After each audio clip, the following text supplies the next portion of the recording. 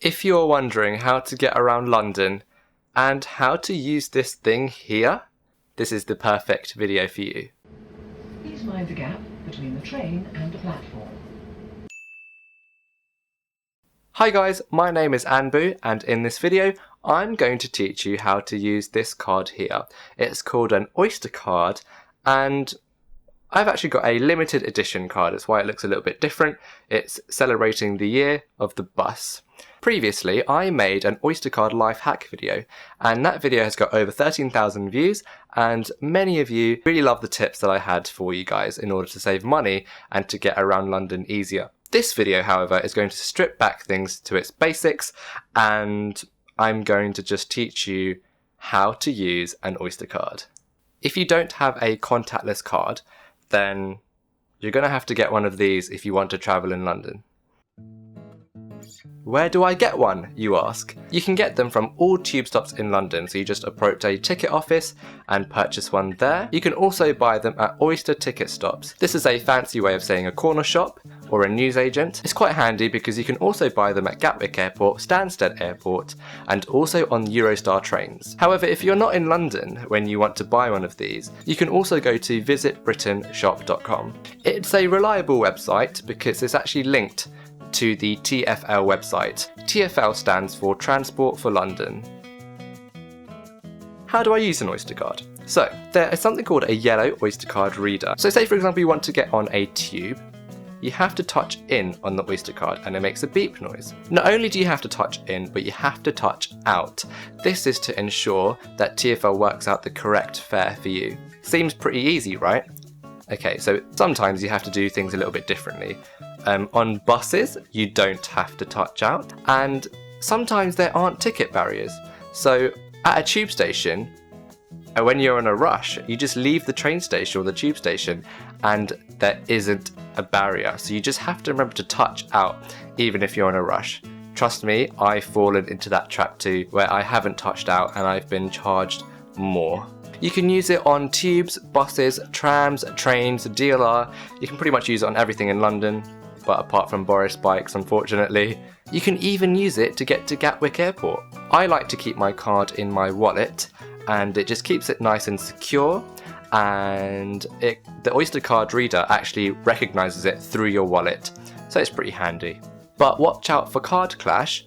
If you have a contactless card in your wallet, and you also have an Oyster Card, it won't recognise what card you're trying to tap onto the reader, so just watch out for that.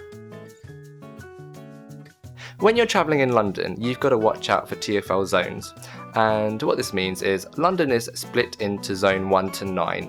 London is a huge city, and Zone 1 is central London, and as you get further away it becomes Zone 2, Zone 3, Zone 4, Zone 5, all the way to Zone 9, and the further you want to travel, the more expensive it's going to be. If you're a tourist, you're probably going to just, get a Zone 1 to 2 travel card. Travel cards I will mention later in this video, but yeah, if you're going to be staying on the outskirts of London, please make sure you buy the correct zone. Peak times in London is from 6:30 to 9:30 in the morning and 4 o'clock to 7 o'clock in the evening. It's more expensive to travel during these times, so if you're a tourist, then I suggest you travel outside of these times. However, peak journeys don't matter for the bus, because bus fares are £1.50 whatever time you travel. So you can save money by getting the bus instead of the tube during peak times. Finally, what are travel cards, I hear you ask? Well, TfL offer 3 types of travel cards which you can buy. You can buy weekly travel cards, monthly travel cards, and annual travel cards. You can buy them in paper form, like a paper ticket, or you can load them onto your Oyster Card. So, this is the important part. You can choose to travel pay as you go. What that means is you can top up £10 on your card, and then if you get on a bus, it just minuses £1.50 from the £10 that you topped up. And then it brings it down to 0.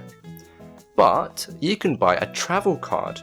You can buy a weekly travel card, and if you know you're going to be staying in London for a week, it will save you money.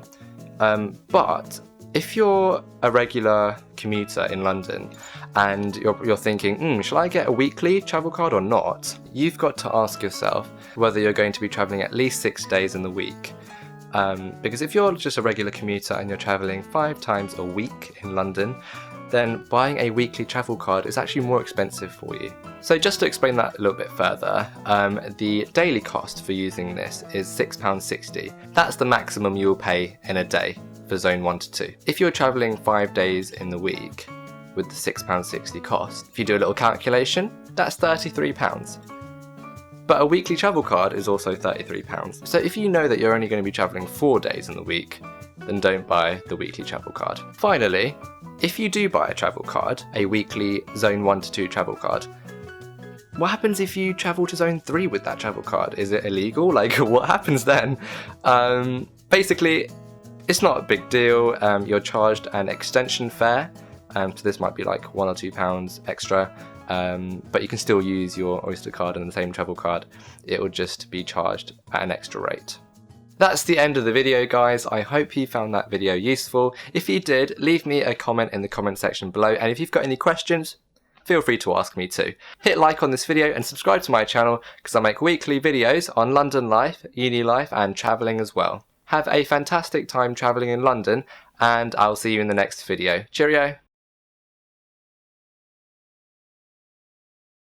In this video, I'm going to talk to you about 6 life hacks that can save you a lot of money whilst travelling in London.